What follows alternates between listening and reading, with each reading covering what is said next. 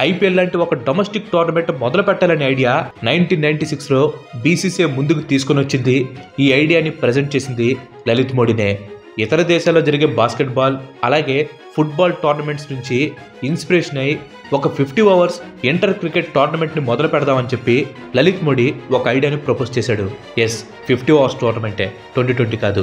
ఎందుకంటే ఆ టైంలో ఇంకా T20 అనేది పుట్టలేదు. అండ్ అలాగే అదే సంవత్సరంలో వరల్డ్ కప్ ఇండియాలో జరిగి బాగా హిట్ అయింది. సో 50 ఓవర్స్ టోర్నమెంట్ అయితే బెస్ట్ అని చెప్పి లలిత్ మోడీ అనుకున్నాడు. కానీ బీసీసీఐ ఈ ఐడియాని పెద్దగా పట్టించుకోలేదు. బట్ సుభాష్ చంద్ర మాత్రం ఈ T20 క్రికెట్ ఫ్యూచర్ అని చెప్పి పసిగట్టాడు.